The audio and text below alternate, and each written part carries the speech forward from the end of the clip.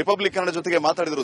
ಸಂಪರ್ಕದಲ್ಲಿರಿ ಶ್ರೀಪಾದ್. ಇನ್ನು ಚಂದ್ರಶೇಖರ್ ಕೂಡ ನೇರ ಸಂಪರ್ಕದಲ್ಲಿದ್ದಾರೆ. ನನಗಲಿ ಚಂದ್ರಶೇಖರ್, ಶ್ರೀಪಾದ್ ಪಾಟೀಲ್ರು ರಾಜೇಂದ್ರ ಅವರನ್ನ ಮಾತನಾಡಿಸುವ ಸಂದರ್ಭದಲ್ಲಿ ಮುಖ್ಯಮಂತ್ರಿಗಳು ಹಾಗೆ ಗೃಹ ಸಚಿವರ ಗಮನಕ್ಕೆ ತಂದು ನಂತರದಲ್ಲಿ ಸದನದಲ್ಲಿ ಹನಿ ಟ್ರಾಪ್ ವಿಚಾರವನ್ನ ರಾಜಣ್ಣ ಪ್ರಸ್ತಾಪ ಮಾಡಿದ್ರು ಅಂತ ಹೇಳಿದ್ದಾರೆ.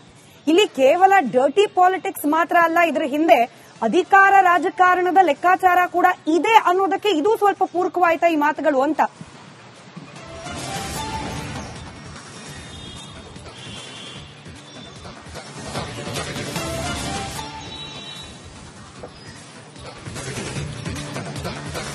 ಸ್ಮಿತಾ, ಖಂಡಿತವಾಗ್ಲು ಸದನದಲ್ಲಿ ನಡೆಯುವಂತಹ ಸಂದರ್ಭದಲ್ಲಿ ರಾಜಣ್ಣ ಅವರು ಸ್ಪಷ್ಟತೆಯನ್ನ ಕೊಟ್ಟಿರ್ತಕ್ಕಂಥದ್ದು. ಅದಕ್ಕೂ ಮೊದಲು ಬಿಜೆಪಿ ಶಾಸಕರೊಬ್ಬರಿಗೆ ಸೂಚನೆಯನ್ನ ಕೊಟ್ಟರು, ಈ ವಿಚಾರವನ್ನ ಪ್ರಸ್ತಾಪ ಮಾಡಿ ಅನ್ನುವಂಥದ್ದು ಬಹಳ ಚರ್ಚೆ ಕೂಡ ಆಯ್ತು ಸದನದಲ್ಲೂ ಕೂಡ. ಆದ್ರೆ ಈ ವಿಚಾರವನ್ನ ಏನು ರಾಜಣ್ಣ ಅಲ್ಲೇ ಮಾಡಿರ್ತಕ್ಕಂಥದ್ದು. ಸೊ ಆರೋಪ ಏನಂತಂದ್ರೆ, ಇಲ್ಲ ಈ ವಿಚಾರವನ್ನ ಈಗಾಗಲೇ ಸಿಎಂ ಮತ್ತು ಗೃಹ ಸಚಿವರ ಇಬ್ಬರ ಜೊತೆಯಲ್ಲೂ ಕೂಡ ಚರ್ಚೆ ಮಾಡಿ ಆನಂತರ ಸದನದಲ್ಲಿ ಪ್ರಸ್ತಾಪ ಮಾಡಿದ್ದು ಅನ್ನುವಂಥದ್ದು. ಏನೇ ಆದ್ರೂ ಒಟ್ಟಾರೆ ವಿಚಾರ ಒಂದೇ, ಹನಿ ಟ್ರಾಪ್ ಆಗಿರ್ತಕ್ಕಂಥದ್ದು ಬಹಳ ಸ್ಪಷ್ಟ ಅನ್ನುವಂಥದ್ದು. ಆದ್ರೆ ಈ ಹನಿ ಟ್ರಾಪ್ ನ ಹಿಂದೆ ಬಹಳಷ್ಟು ಲೆಕ್ಕಾಚಾರಗಳಿರ್ತಕ್ಕಂಥದ್ದು. ಸಿಎಂ ಆಪ್ತರ ವಿರುದ್ಧವೇ ಈ ರೀತಿಯಾದಂತಹ ಹನಿ ಟ್ರಾಪ್ ಗಳು ಆಗ್ತಾ ಇರ್ತಕ್ಕಂಥದ್ದು ಬಹಳ ಸ್ಪಷ್ಟವಾಗಿರ್ತಕ್ಕಂಥದ್ದು. ಸೊ ಇದರ ನಡುವೆ ಒಂದಷ್ಟು ವಿಚಾರಗಳು ಬಹಳ ಸ್ಪಷ್ಟವಾಗ್ತಾ ಇದೆ. ಹನಿ ಟ್ರಾಪ್ ಹಿಂದೆ ಏನು ಬೇಕು ಅಂತಲೇ ಅದು ಅಧಿಕಾರ ಹಂಚಿಕೆ ಸೂತ್ರದಲ್ಲೇ ಈ ಹನಿ ಟ್ರಾಪ್ ಆಗ್ತಾ ಇರ್ತಕ್ಕಂಥದ್ದು ಅನ್ನುವಂಥದ್ದು ಈಗ ಇರ್ತಕ್ಕಂಥ ವಿಚಾರ. ಸೊ ಹೀಗಾಗಿ ಈ ವಿಚಾರಗಳನ್ನ ಈಗ ಬಹಳಷ್ಟು ರೀತಿಯಲ್ಲಿ ಆರೋಪಗಳನ್ನ ಈಗಾಗಲೇ ಈ ವಿಚಾರಕ್ಕೆ ಸಂಬಂಧಪಟ್ಟಂತೆ ಡಿಸಿಎಂ ಡಿ ಕೆ ಶಿವಕುಮಾರ್ ಅವರನ್ನ ಕೇಳಿದಂತ ಸಂದರ್ಭದಲ್ಲಿ ಅವರು ವಿರೋಧವನ್ನ ಮಾಡಿರ್ತಕ್ಕಂಥದ್ದು. ಇದೆಲ್ಲ ಬೋಗಸ್ಸು, ಇವೆಲ್ಲ ಕೇವಲ ಕಾಲ್ಪನಿಕ. ಸೊ ಇದನ್ನ ಕೇವಲ ನೆಪ ಮಾತ್ರಕ್ಕೆ ಈ ರೀತಿಯಾದಂತಹ ಆರೋಪವನ್ನು ಮಾಡ್ತಾ ಇರ್ತಕ್ಕಂಥದ್ದು. ನಾನು ಒಬ್ಬ ಕೆಪಿಸಿಸಿ ಅಧ್ಯಕ್ಷನಾಗಿ ರಾಜಣ್ಣ ಅವ್ರನ್ನ ಕೇಳದೆ ಆ ರೀತಿ ಏನಾದ್ರೂ ಇದೆಯಾ ಅನ್ನುವಂಥದ್ದು, ಆ ರೀತಿ ಯಾವುದೂ ಇಲ್ಲ ಅನ್ನುವಂತ ಯಾವುದೇ ಸಾಕ್ಷಿ ಇಲ್ಲ ಅನ್ನುವಂತ ಮಾತನ್ನ ನನ್ನ ಬಳಿ ಹೇಳಿದ್ದಾರೆ. ಸೊ ಹೀಗಾಗಿ ನನ್ನ ಅವರ ನಡುವೆ ನಡೆದಂತ ವಿಚಾರ ಏನಿದೆ ಅದೆಲ್ಲವೂ ಕೇವಲ ನಿಮ್ಮ ಮುಂದೆ ಬಿಚ್ಚಿಡೋದಕ್ಕೆ ಆಗೋದಿಲ್ಲ ಅನ್ನುವಂತ ಮಾತನ್ನು ಕೂಡ ಹೇಳಿದ್ದಾರೆ. ಸೊ ಹೀಗಾಗಿ ಈ ಡಿಸಿಎಂ ಯಾವ ರೀತಿಯಲ್ಲಿ ಹೇಳದೆ ಇರತಕ್ಕಂತ ವಿಚಾರವನ್ನ ಸಿಎಂ ಬಳಿ ಮತ್ತು ಗೃಹ ಸಚಿವರ ಬಳಿ ಮಾತ್ರ ಪ್ರಸ್ತಾಪ ಮಾಡಿರ್ತಕ್ಕಂಥ ಹಿಂದೆ ಕೂಡ ಬಹಳಷ್ಟು ಅನೇಕ ವಿಚಾರಗಳ ಚರ್ಚೆಗೂ ಕೂಡ ಕಾರಣವಾಗ್ತಾ ಇದೆ. ಅಂದ್ರೆ ಕೆಪಿಸಿಸಿ ಅಧ್ಯಕ್ಷರು ಡಿಸಿಎಂ ಬಳಿ ಹೇಳದೆ ಇರತಕ್ಕಂತ ಒಂದಷ್ಟು ವಿಚಾರಗಳನ್ನ ಸಿಎಂ ಮತ್ತು ಗೃಹ ಸಚಿವರ ಬಳಿ ಹೇಳಿದ್ದಾರೆ ರಾಜಣ್ಣ ಮತ್ತು ಅವರ ಮಗ ಅಂತಂದ್ರೆ ಇದರ ಹಿಂದೆ ಏನೋ ವಿಚಾರ ಇದೆ ಅನ್ನೋದು ಬಹಳ ಸ್ಪಷ್ಟ. ಸ್ಮಿತಾ, ಧನ್ಯವಾದ ಚಂದ್ರಶೇಖರ್ ಮಾಹಿತಿಗಾಗಿ. ರಾಜ್ಯ ರಾಜಕೀಯದಲ್ಲಿ ಹನಿ ಟ್ರ್ಯಾಪ್ ವಿಚಾರ ಸಾಕಷ್ಟು ಸದ್ದು ಗದ್ದಲಕ್ಕೆ ಕಾರಣವಾಗಿರುವ ಬೆನ್ನಲ್ಲೇ ಇದೀಗ ಮುಖ್ಯಮಂತ್ರಿ ಸಿದ್ದರಾಮಯ್ಯರನ್ನ ಭೇಟಿಯಾಗಿದ್ದಾರೆ ಎಐಸಿಸಿ ಅಧ್ಯಕ್ಷ ಮಲ್ಲಿಕಾರ್ಜುನ್ ಖರ್ಗೆ. ಮುಖ್ಯಮಂತ್ರಿಗಳ ನಿವಾಸದಲ್ಲೇನೆ ಸಿದ್ದರಾಮಯ್ಯರನ್ನ ಭೇಟಿಯಾಗಿದ್ದಾರೆ ಮಲ್ಲಿಕಾರ್ಜುನ್ ಖರ್ಗೆ. ಉಭಯ ಕುಶಲೋಪರಿಯಾಗಿದೆ. ಅದಾದ ನಂತರದಲ್ಲಿ ಪ್ರಸಕ್ತ ವಿದ್ಯಮಾನಗಳ ಬಗ್ಗೆ ಕೂಡ ಚರ್ಚೆ ಮಾಡಿರುವ ಸಾಧ್ಯತೆ ಇದೆ. ರಾಜ್ಯದ ಪ್ರಸ್ತುತ ವಿದ್ಯಮಾನಗಳ ಬಗ್ಗೆ ಉಭಯ ನಾಯಕರು ಚರ್ಚೆ ನಡೆಸಿದ್ದಾರೆ. ಅದರಲ್ಲೂ ಈ ಹನಿ ಟ್ರಾಪ್ ವಿಚಾರ ಏನಾದ್ರೂ ಪ್ರಸ್ತಾಪ ಆಗಿದೆಯಾ ಅನ್ನೋದು ಸದ್ಯಕ್ಕಿರುವ ಕುತೂಹಲ. ಸರ್ಕಾರದ ಸಚಿವರ ಮೇಲೆ ಹನಿ ಟ್ರಾಪ್ ಆಗಿರುವ ಬಗ್ಗೆ ಸಿದ್ದರಾಮಯ್ಯನವರು ಮಲ್ಲಿಕಾರ್ಜುನ್ ಖರ್ಗೆ ಅವರ ಬಳಿಯಲ್ಲಿ ಏನಾದ್ರೂ ಮಾತುಕತೆ ನಡೆಸ್ತಾರಾ? ಮಾತುಕತೆ ನಡೆಸಿದ್ರು ಅದು ಕೇವಲ ಮಾತುಕತೆ ಹಂತದಲ್ಲಿರುತ್ತಾ ಅಥವಾ ಪಕ್ಷದ ಅಧ್ಯಕ್ಷರಾಗಿರೋ ಕಾರಣಕ್ಕೆ ದೂರಿನ ಸ್ವರೂಪದಲ್ಲಿ ಏನಾದ್ರೂ ಹೋಗುತ್ತಾ? ಅಥವಾ ಈ ವಿಚಾರವನ್ನ ರಾಜಣ್ಣ ಅವರೇ ಮಲ್ಲಿಕಾರ್ಜುನ್ ಖರ್ಗೆ ಅವರಿಗೆ ತಿಳಿಸಲಿ ಅಥವಾ ದೂರು ಕೊಡ್ಲಿ ಅಂತ ಹೇಳಿ ಮುಖ್ಯಮಂತ್ರಿ ಸಿದ್ದರಾಮಯ್ಯನವರು ಏನಾದ್ರೂ ನಿರ್ಧಾರ ಮಾಡಿದ್ದಾರಾ? ಈ ಎಲ್ಲ ಕುತೂಹಲಗಳಿಗೆ ಸದ್ಯದ ಈ ಭೇಟಿ ಕಾರಣವಾಗಿದೆ.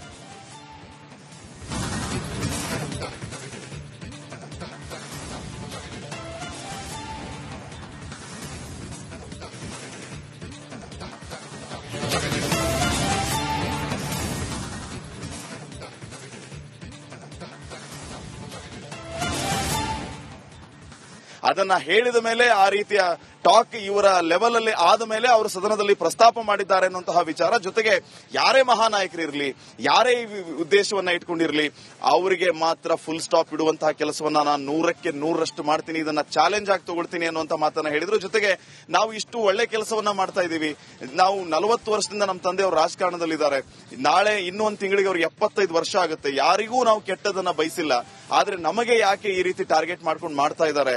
ಇದು ಯಾವುದೂ ಕೂಡ ಅವ್ರ ಉದ್ದೇಶ ಏನೇ ಆಗಿರಲಿ ಅದನ್ನ ಸಫಲ ಮಾಡೋದಕ್ಕೆ ನಾವು ಬಿಡೋದಿಲ್ಲ ಅಂತ ಹೇಳ್ತಾ ರಾಜೇಂದ್ರ ಅವರು ಭಾವುಕರು ಕೂಡ ಆದ್ರು, ಕಣ್ಣೀರ್ ಹಾಕಿದ್ರು ರಿಪಬ್ಲಿಕ್ ಕನ್ನಡ ಜೊತೆಗೆ ಮಾತಾಡುವಾಗ. ಸೊ ಈ ಎಲ್ಲಾ ವಿಚಾರಗಳನ್ನ ಎಕ್ಸ್ಕ್ಲೂಸಿವ್ ಆಗಿ ರಿಪಬ್ಲಿಕ್ ಕನ್ನಡ ಜೊತೆಗೆ ರಾಜೇಂದ್ರ ಅವರು ಮಾತಾಡಿದ್ದಾರೆ. ಗುರುವಾರದ ದಿನ ಅವರು ಐಜಿಪಿ ಅವರನ್ನ ಭೇಟಿಯಾಗಿ ದಾಖಲೆಗಳನ್ನೆಲ್ಲ ಕೊಟ್ಟು ಒಂದ್ ಸೆಟ್ ಅನ್ನ ಅವರಿಗೆ ದೂರನ್ನ ಕೊಟ್ಟು ಅಲ್ಲಿಂದ ನೇರವಾಗಿ ಹೈಕಮಾಂಡ್ಗೆ ಹೋಗ್ತೀನಿ, ಹೈಕಮಾಂಡ್ ಮುಂದೆ ಕುತ್ಕೊಳ್ತೀನಿ, ಈ ವಿಚಾರವನ್ನ ಪ್ರಸ್ತಾಪ ಮಾಡ್ತೀನಿ, ಅವ್ರು ಇದಕ್ಕೆ ಯಾವ ರೀತಿ ಮೂಗುದಾರ ಹಾಕ್ತಾರೆ, ಯಾಕಂದ್ರೆ ಅವ್ರಿಗೆ ನೇರವಾಗಿ ನಾನು ಒಂದೇ ಒಂದು ಮಾತು ಹೇಳ್ತೀನಿ, ಇದು ಇಲ್ಲಿಗೆ ಕೊನೆ ಆಗ್ಬೇಕು. ರಾಜಣ್ಣ ಅವರ ಮನೆತನಕ್ಕೆ ಏನು ಹನಿ ಟ್ರ್ಯಾಪ್ ಮಾಡೋದಕ್ಕೆ ಪ್ರಯತ್ನ ಮಾಡ್ತಾ ಇದ್ದಾರೆ. ಆಗಿದೆ, ಎಲ್ಲಾ ಡಾಕ್ಯುಮೆಂಟ್ಸ್ ನ ವಿತ್ ರೆಕಾರ್ಡ್ಸ್ ಅವ್ರ ಮುಂದೆ ಇಡ್ತೀನಿ. ಯಾರ್ಯಾರು ನನಗೆ ವಿಡಿಯೋ ಕಾಲ್ ಮಾಡಿದ್ರು, ಯಾರ್ಯಾರು ನಮ್ಮ ತಂದೆ ಅವ್ರನ್ನ ಹನಿ ಟ್ರ್ಯಾಪ್ ಮಾಡೋದಕ್ಕೆ ಪ್ರಯತ್ನ ಮಾಡಿದ್ರು, ಅವರ ಎಲ್ಲಾ ಡೀಟೇಲ್ಸ್ ನನ್ನ ಹತ್ರ ಇದೆ. ಅದನ್ನ ಹೈಕಮಾಂಡ್ ಮುಂದೆ ಒಯ್ದಿಡ್ತೀನಿ. ಅವ್ರು ಯಾವ ರೀತಿ ಮೂಗುದಾರ ಹಾಕ್ತಾರೆ, ಮೂಗುದಾರ ಹಾಕಬೇಕು ಅಂತ ಕೂರ್ತೀನಿ. ಇದನ್ನ ಹೈಕಮಾಂಡ್ ಯಾವ ರೀತಿ ತೆಗೆದುಕೊಳ್ಳುತ್ತೆ ಅನ್ನೋಂತ ವಿಚಾರವನ್ನ ನಾನು ಕೂಡ ಕಾತರದಿಂದ ಕಾಯ್ತಾ ಇದ್ದೀನಿ. ಇಲ್ಲಿಗೆ ಬಿಡೋದಿಲ್ಲ ಅನ್ನೋಂತ ಮಾತನ್ನ ಹೇಳಿದ್ರು. ಇದರ ಜೊತೆಗೆ ಇನ್ನೊಂದು ವಿಚಾರವನ್ನು ಕೂಡ ಅವರು ಪ್ರಸ್ತಾಪ ಮಾಡಿದ್ರು. ಸ್ಮಿತಾ, ಮುಖ್ಯವಾಗಿ ಈ ರೀತಿ ಮಗ್ಗಲು ಮುಳ್ಳಾಗ್ತಾ ಇದ್ದಾರೆ ಪವರ್ ಶೇರಿಂಗ್ ವಿಚಾರವಾಗಿ, ಅದಕ್ಕಾಗಿ ನಮ್ಮನ್ನ ಹತ್ತಿಕ್ಕುವಂತಹ ಪ್ರಯತ್ನ ಆಗ್ತಾ ಇದೆ ಅನ್ನೋಂತ ಮಾತುಗಳು ಕೂಡ ಕೇಳಿ ಬರ್ತಾ ಇದೆ. ಆ ರೀತಿಯ ಪ್ರಯತ್ನಗಳು ಆಗ್ತಾ ಇದ್ದರೂ ಕೂಡ ಸಿದ್ದರಾಮಯ್ಯ ಅವರ ಆಪ್ತರು ಹೌದು, ಮುಂದೆ ಹೈಕಮಾಂಡ್ ಲೆವೆಲ್ ಅಲ್ಲಿ ಪವರ್ ಶೇರಿಂಗ್ ವಿಚಾರವಾಗಿ ಏನ್ ಮಾತುಕತೆ ಆಗಿದೆ ಅಂತೂ ಗೊತ್ತಿಲ್ಲ. ಆದ್ರೆ ಸಿದ್ದರಾಮಯ್ಯ ಅವರು ಒಳ್ಳೆ ನಾಯಕರು, ಅವರ ನೇತೃತ್ವದಲ್ಲಿ ಒಳ್ಳೆ ಕೆಲಸಗಳು ಆಗ್ತಾ ಇದೆ, ಅವರೇ ಮುಂದುವರಿಬೇಕು ಅನ್ನುವಂತಹ ಭಾವನೆ ನಮ್ದು ಅನ್ನುವಂತಹ ಮಾತನ್ನು ಕೂಡ ರಾಜೇಂದ್ರ ಹೇಳಿದ್ರು. ಜೊತೆಗೆ ಇನ್ನೊಂದು ವಿಚಾರವನ್ನು ಕೂಡ ಅವರು ಒಪ್ಕೊಂಡ್ರು. ಯಾಕಂದ್ರೆ ಅವ್ರ ತಂದೆ ಯಾವಾಗಲೂ ಒಬ್ಬ ವ್ಯಕ್ತಿಗೆ ಒಂದು ಹುದ್ದೆ ಅನ್ನುವಂತಹ ಮಾತನ್ನ ಹೇಳ್ತಾ ಇರ್ತಾರೆ. ನಿಮ್ಮ ಅಭಿಪ್ರಾಯ ಏನು ವಿಚಾರಕ್ಕೆ ಸಂಬಂಧಪಟ್ಟಂಗೆ? ಹೌದು, ಬದಲಾವಣೆ ಆದ್ರೆ ಅದು ಸ್ವಾಗತ. ಒಬ್ಬ ವ್ಯಕ್ತಿಗೆ ಒಂದೇ ಹುದ್ದೆ, ಕೆಪಿಸಿಸಿ ಅಧ್ಯಕ್ಷಗಾದಿಯನ್ನ ಬಿಟ್ಟುಕೊಟ್ರೆ ಒಳ್ಳೇದೇ ಅಲ್ವಾ ಅನ್ನುವಂತಹ ದಾಟಿಯಲ್ಲಿ ರಾಜೇಂದ್ರ ಅವರು ಮಾತಾಡಿದ್ರು. ಅವರ ಒಲವು ಕೂಡ ಕೆಪಿಸಿಸಿ ಅಧ್ಯಕ್ಷರು ಚೇಂಜ್ ಆಗಬೇಕು ಅನ್ನುವಂತಹ ಅರ್ಥದಲ್ಲಿತ್ತು. ಜೊತೆಗೆ ಮುಖ್ಯಮಂತ್ರಿಯಾಗಿ ಸಿದ್ದರಾಮಯ್ಯ ಅವರೇ ಮುಂದುವರಿಬೇಕು ಅನ್ನುವಂತಹ ಮಾತುಗಳನ್ನ ಅವರು ಓಪನ್ ಆಗಿ ಅವರಿಗೆ ತಿಳಿಸಿದ್ದೇನೆ ಮುಖ್ಯಮಂತ್ರಿಗಳು ಅಂತ ಎಂಎಲ್ಸಿ ರಾಜೇಂದ್ರ ಅವರು ಮಾತನಾಡಿದ್ದಾರೆ. ಸಿಎಂ ಸೂಚನೆ ನಂತರವೇ ಸದನದಲ್ಲಿ ವಿಚಾರ ಪ್ರಸ್ತಾಪ ಆಗಿದೆ ಅಂತ ತುಮಕೂರಿನಲ್ಲಿ ರಿಪಬ್ಲಿಕ್ ಕನ್ನಡಕ್ಕೆ ಪ್ರತಿಕ್ರಿಯೆ ನೀಡಿದ್ದಾರೆ ಎಂಎಲ್ಸಿ ರಾಜೇಂದ್ರ. ಐಜಿಪಿಗೂ ದೂರು ಕೊಟ್ಟು ನೇರವಾಗಿ ದೆಹಲಿಗೆ ಹೋಗ್ತೀನಿ ಅಂತ ಇದೇ ಸಂದರ್ಭದಲ್ಲಿ ಮಾತನಾಡಿದ್ದಾರೆ.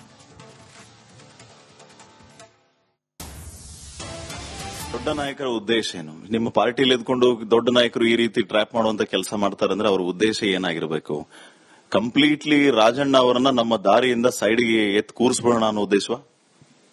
ನಮ್ಮ ಪಾರ್ಟಿ ಅಂತ ನಾನು ಎಲ್ಲೂ ಹೇಳಿಲ್ಲ. ದೊಡ್ಡ ನಾಯಕರು ಅಂತ ಹೇಳಿದ್ದೀನಿ, ನಮ್ಮ ಪಾರ್ಟಿ ಅಂತ ಎಲ್ಲೂ ಹೇಳಿಲ್ಲ. ಆದ್ರೆ ದೊಡ್ಡ ನಾಯಕರು ಬಟ್ ಅಂತ್ಯ ಆಗ್ಬೇಕು.